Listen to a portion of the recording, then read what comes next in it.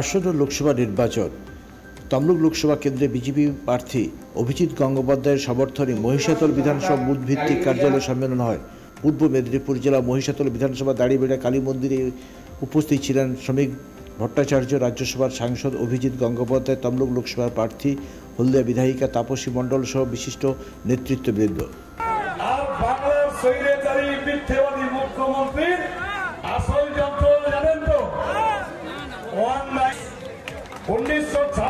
ভোটে রাজ্যের মুখ্যমন্ত্রীকে কম্পার্টমেন্টাল মুখ্যমন্ত্রী বানিয়ে এই সভা থেকে আমাদের বাংলার মুখ্যমন্ত্রীকে প্রাক্তন করার প্রাথমিক পর্যায়ে আমরা আর এই লোকসভা নির্বাচনকে মাথায় রেখে মহিষাদল বিধানসভা ম্যাডাম এক সাইড দিয়ে করুন। শ্রমিক ভট্টাচার্য প্রধান বক্তা থাকে জেলার সভানেত্রী তাপসী মণ্ডল। ভারত মাতা কি বন্দে বন্দে বন্দে। এবার আমরা বরণ করে নেব আমাদের প্রিয় প্রার্থী, যার সমর্থনে আজকের এই হাজার হাজার মানুষের, হাজার হাজার কার্যকর্তাদের সম্মেলন, দলের আহ্বানে আপনারা উপস্থিত হয়েছেন। আমরা বরণ করে নেব লোকসভার ইনচার্জ সম্মানীয় অনুপম মল্লিক মহাশয়কে। অযথা দুইজনের মধ্যে কেউ অযথা ঘোরাফেরা করবেন না।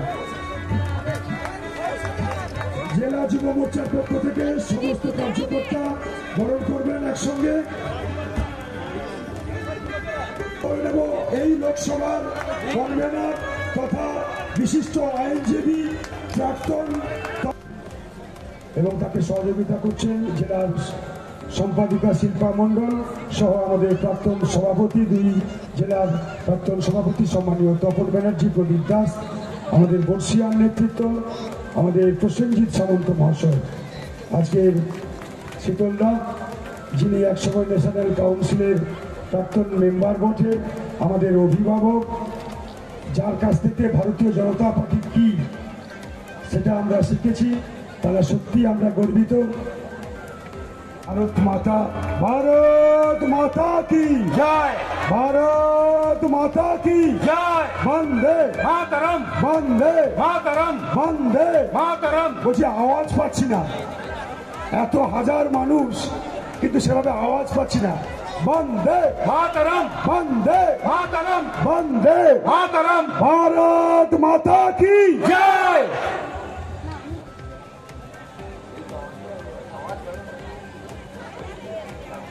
এক এক করে কমিটির সম্পাদক, রাজ্য কমিটির সদস্য শ্যামল্লা পুষ্পার্ঘ নিবেদন করলেন। আমাদের প্রবীণ, আমাদের অভিভাবক শীতল বাবু, শীতল প্রসাদ বাগ মহোদয় পুষ্পার্ঘ নিবেদন করলেন। আমাদের বিধানসভার কনভেনার বিশ্বনাথ ব্যানার্জি মহোদয় পুষ্পার্ঘ নিবেদন। সমস্ত নেতৃত্বকে পরপর আমরা বরণ করে নেব। আমরা আগেই ঘোষণা করেছি আগামী 25শে মে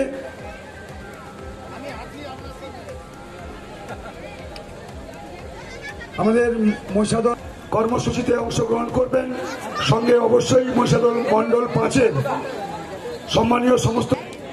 তমলুক লোকসভার নির্বাচন আমরা সত্যি গর্বিত। ভারতীয় জনতা পার্টির যিনি প্রার্থী হয়েছেন তিনি কলকাতার উচ্চ আদালতের প্রাক্তন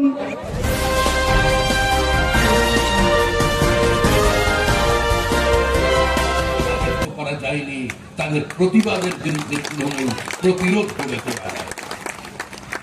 আর এখানে তো নেতা বিক্রি হচ্ছে, এমএলএ বিক্রি হচ্ছে, এমপি বিক্রি হচ্ছে, কিন্তু সন্দেশখালীর গরিব প্রান্তিক মহিলারা প্রমাণ করে দিল যে নেতা মন্ত্রী বিক্রি হতে পারে, তৃণমূল বিক্রি হতে পারে, কিন্তু দরিদ্র মহিলাদের মূল্যবোধ, তাদের বিশ্বাস, তাদের সম্ভ্রম বিক্রি হতে পারে। আজকে সেই বিশ্বাসের উপরে ভর করে গোটা পশ্চিমবঙ্গ ব্যাপী আজকে আমরা আপনাদের সামনে প্রচারে এসেছি নতুন কোন প্রতিশ্রুতি নিয়ে নয়।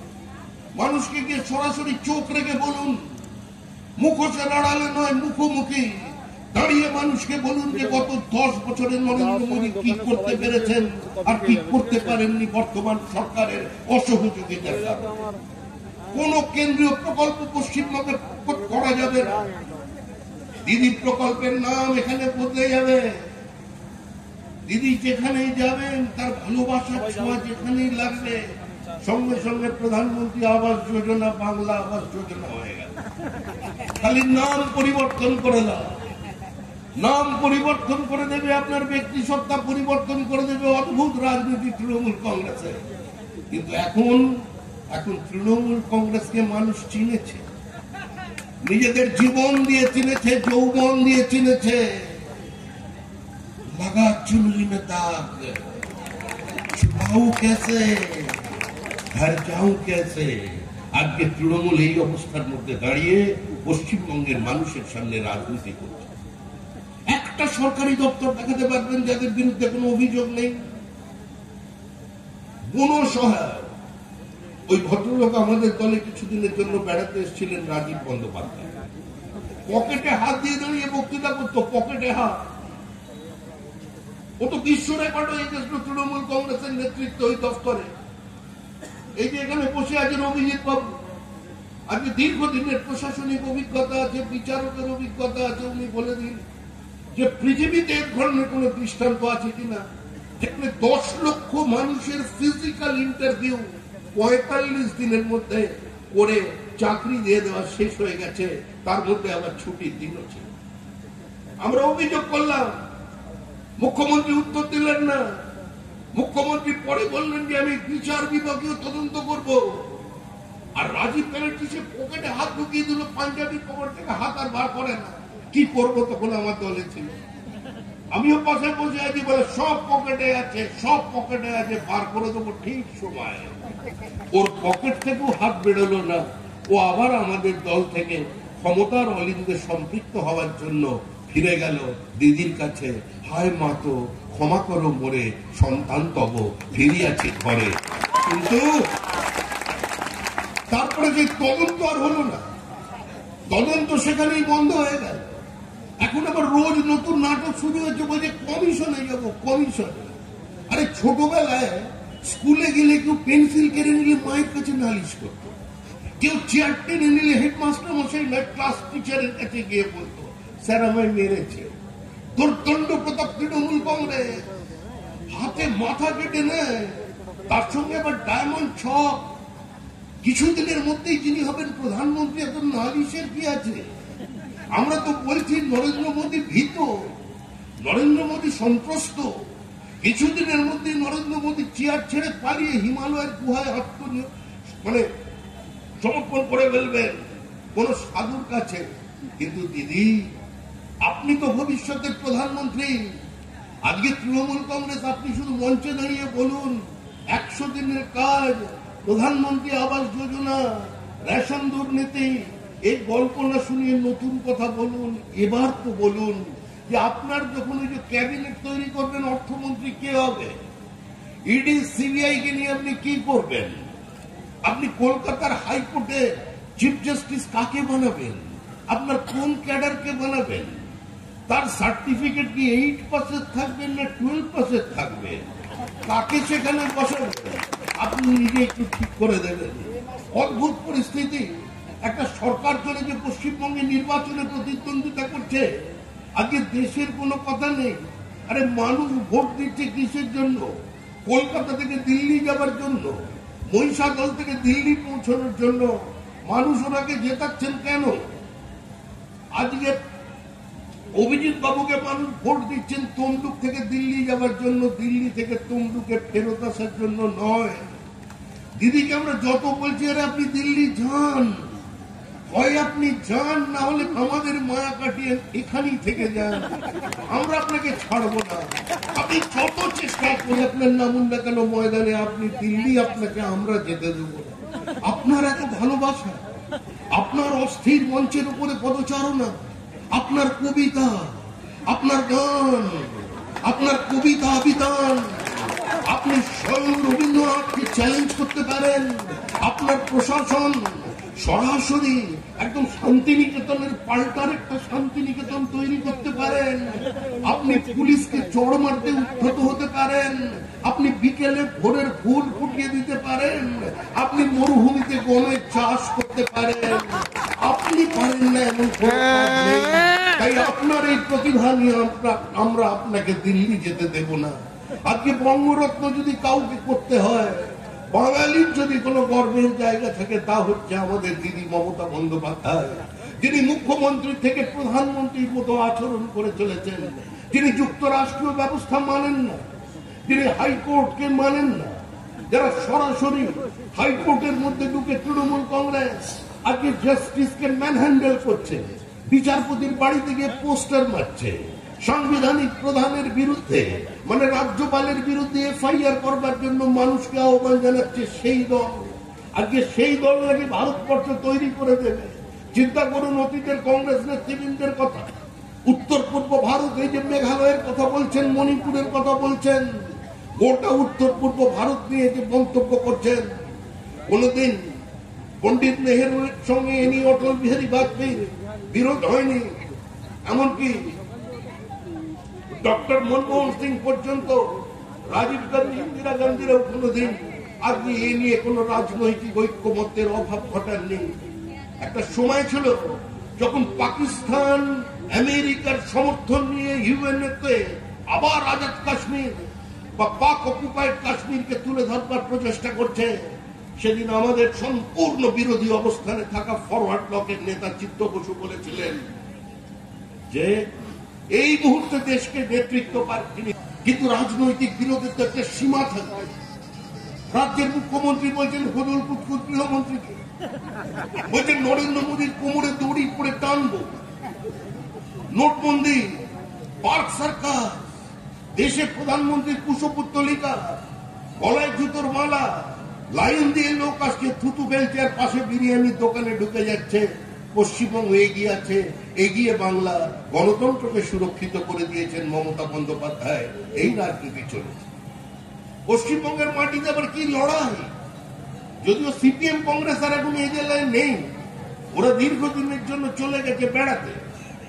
নির্বাচন এলেই কিছু মানুষ জেগে ওঠে আর বারবার বিবৃতি দেয় মানুষের সামনে, দিদি মোদী গোটা। তদন্ত যখনই গতিপ্রাপ্ত হয় তখনই বলে যে রাজনৈতিক প্রতিহিংসা, পলিটিক্যাল ভেন্ডেটা। আর তদন্তের গতি একটু স্লথ হয়ে গেলেই তখনই বলছে এটা দিদি মোদী গোটা। মানুষ দীর্ঘদিন ধরে এটা শুনেছে, রাগ জেগে এটা নিয়ে বিচার করেছে। আজকে কংগ্রেস আর সিপিএম কে বিধানসভায় শূন্য করেছে, এখনো কিন্তু শেষ হয়ে যায়নি।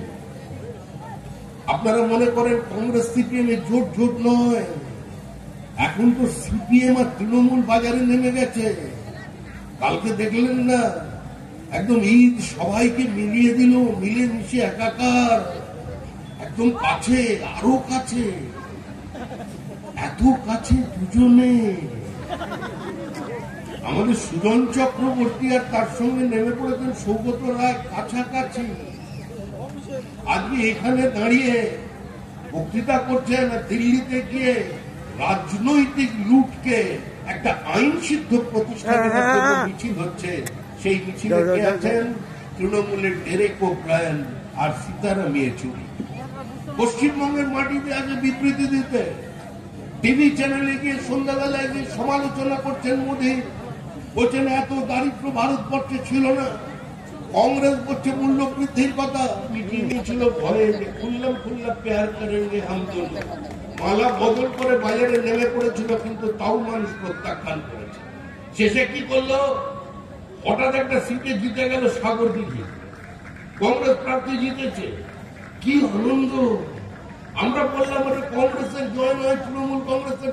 দীর্ঘদিন ধরে রাজনীতি করছি, 1% যখন ভোট তখন থেকে আমি মহিষাদলে আসছি, তমলুকে আসছি, কাঁথিতে গেছি, এগরায় গেছি, রামনগরে গেছি। আমরা সীমিত শক্তি নিয়ে স্ট্রিট কর্নার করেছি, কিন্তু আমরা দেখেছি যে শিশির অধিকারীর হাত ধরে এই দুই মেদিনীপুর জেলায়, পূর্ব মেদিনীপুর এবং পশ্চিম মেদিনীপুর জেলায় তৃণমূল তাদের প্রতিষ্ঠা পেল। দুর্দণ্ড প্রতাপ সিপিআইএম এর আমলে মরুদ্যানের মতো কোন কোন জায়গায় যিনি কংগ্রেস বেঁচে ছিল, তার মধ্যে একটা ছিল কাঁথি মিউনিসিপ্যালিটি।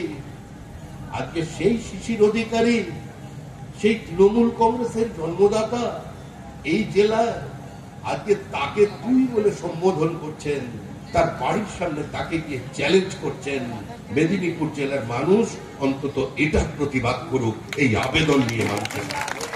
কেক আর পেস্ট্রিতে জিবে জল সপারি, ওয়াও আশাতে লাজবাব নিউ বিদ্যুৎ বেকারি, টিপটপ টিফিনে और हैप्पी पार्टी নিউ বিদ্যুৎ বেকারি, মানডে টু সানডে ছোট বড় সবার পছন্দ একটাই, নিউ বিদ্যুৎ বেকারি প্রতিদিন চাই চাই না না